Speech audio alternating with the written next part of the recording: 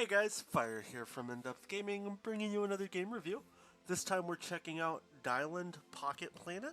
This game is developed and published by Chibig Studio and released on December 1st, 2021 for a price of $19.99. I will let you know at the time of recording the video the game is on sale, so you can save a little bit of money and get it for $16.99.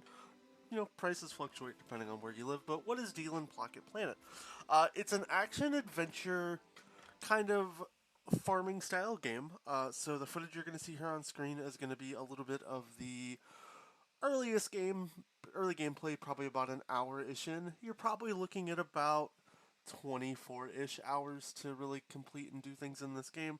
So like I said, this is going to be super early in the game with some of the footage that you're seeing here. But the overall premise is you're literally going to be stuck on an island, or not an island, but a little planet.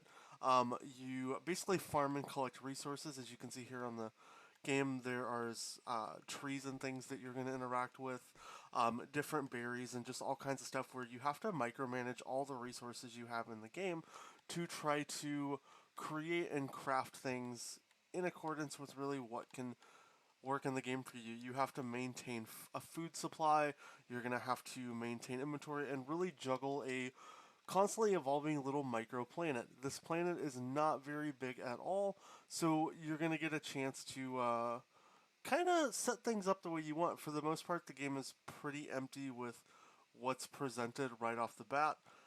You're going to be able to craft and gather certain little materials, get, wood, rock, and you basically take all those very low level ingredients and you're going to be combining them into things with most like crafting systems in games like Minecraft or other things like that. You're just going to be assembling and working up trees through the resources you gather, all while managing your own person's well-being.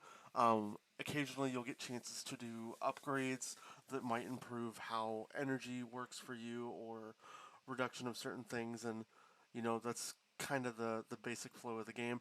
One of the things you're seeing here on screen is one of the early little missions where you're doing like a little sensory explorer thing. You're going to get visited by kind of this like like enforcement group of the galaxy that kind of gives you little mini quests, and then random other people will kind of just fly and encounter with you and interact with you on things that you need to do while playing.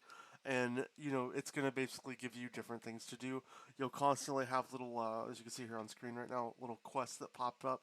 Some of them you're going to be able to complete pretty quickly. Some of them are actually going to take a good little bit of time. And the game doesn't really do things at like a super fast rate.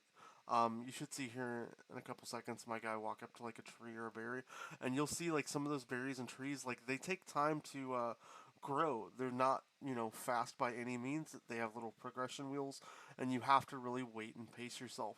So that's a lot of what this game's going to be when it comes to terms of what makes it lengthy.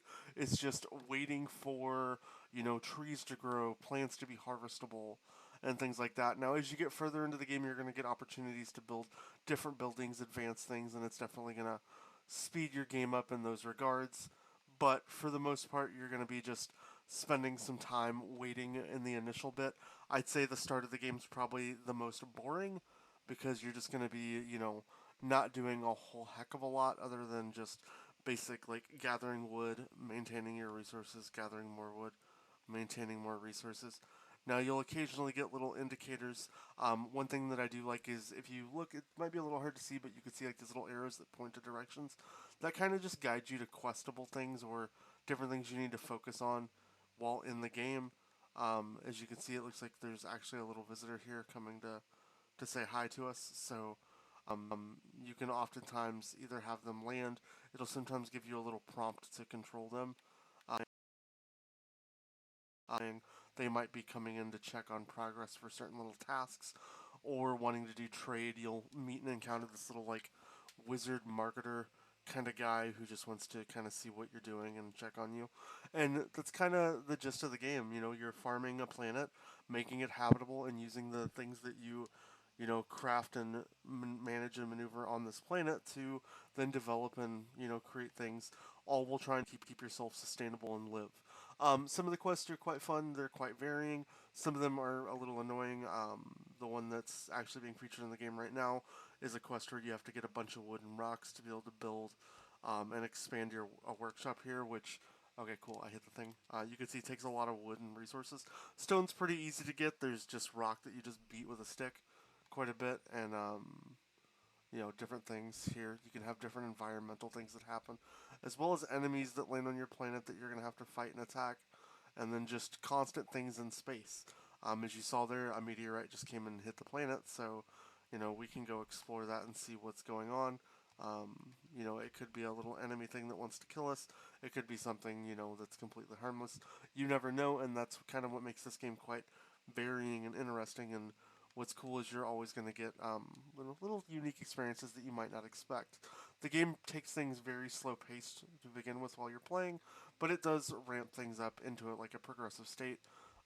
With just different quests and things it constantly has you doing. So you don't really ever find yourself too bored beyond the first couple hours of just how the game starts at its slow pace.